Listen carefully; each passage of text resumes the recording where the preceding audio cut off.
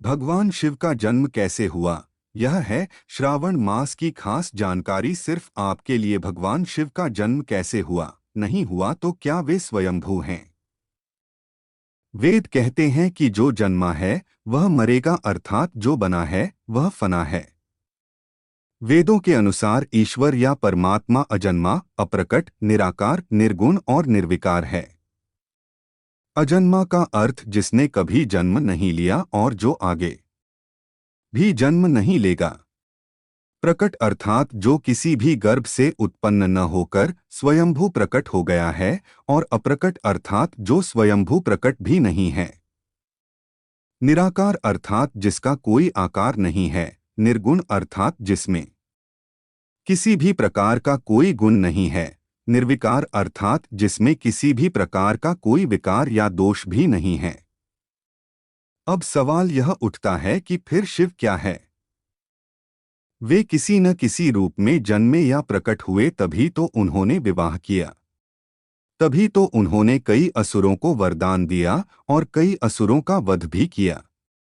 दरअसल जब हम शिव कहते हैं तो वह निराकर ईश्वर की बात होती है, और जब हम सदाशिव कहते हैं तो ईश्वर महान आत्मा की बात होती है, और जब हम शंकर या महेश कहते हैं तो वह सती या पार्वती के पति महादेव की बात होती है। बस हिंदूजन यही भेद नहीं कर पाते हैं और सभी को एक ही मान लेते हैं। अक्सर भगवान शंकर को शिव भी कहा जाता है।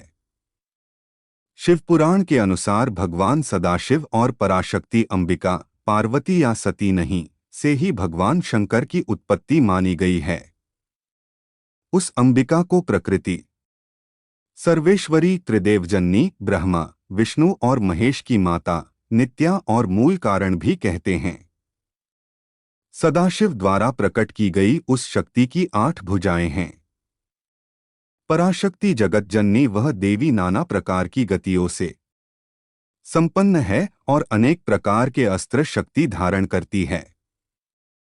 वह शक्ति की देवी कालरूप सदाशिव की अर्धांगिनी दुर्गा हैं। उस सदाशिव से दुर्गा प्रकट हुई। काशी के आनंदरूप वन में रमण करते हुए एक समय दोनों को यह इच्छा उत्पन्न हुई कि किसी दूसरे पुरुष की सृष्टि करनी चाहिए, जिस पर सृष्टि निर्माण, वंशवृद्धि आदि का कार्यभार रखकर हम निर्वाण धारण करें। इस हेतु उन्होंने वामांग से विष्णु को प्रकट किया। इस प्रकार विष्णु के माता और पिता कालरूपी सदाशिव और पराशक्ति दुर्गा हैं। विष्णु को उत्पन्न करने के बाद सदाशिव और शक्ति ने पूर्ववत प्रयत्न करके ब्रह्मा जी को अपने दाहिने अंग से उत्पन्न किया और तुरंत ही उन्हें विष्णु के नाभि कमल में डाल दिया। इस प्रकार उस कमल से पुत्र के रूप में हिरण्यगर्भ ब्रह्मा का जन्म हुआ।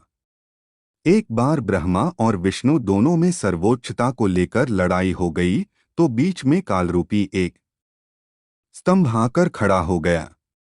तब ज्योतिर्लिंग रूप काल ने कहा, पुत्रों, तुम दोनों ने तपस्या करके मुझसे सृष्टि, जन्म और स्थिति, पालन नामक 2 कृत्य प्राप्त किए हैं।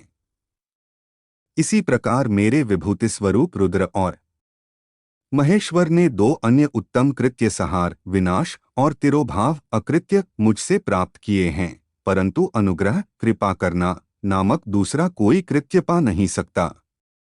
रुद्र और महेश्वर दोनों ही अपने कृत्य को भूले नहीं हैं, इसलिए मैंने उनके लिए अपनी समानता प्रदान की है। सदाशिव कहते हैं, ये रुद्र और महेश मेरे जैसे ही वाहन रखते हैं, मेरे जैसा ही वेश धरते हैं और मेरे जैसे ही इनके पास हथियार हैं। वे रूप, वेश, वाहन, आसन और कृत्य में मेरे ही समान हैं। अब यहाँ 7 आत्मा हो गईं, ब्रह्मा परमेश्वर से सदाशिव, सदाशिव से दुर्गा, सदाशिव दुर्गा से विष्णु, ब्रह्मा, रुद्र, महेश्वर। इससे यह सिद्ध हुआ कि ब्रह्मा, विष्णु, रुद्र और महेश के जन्मदाता कालरूपी सदाशिव और दुर्गा हैं।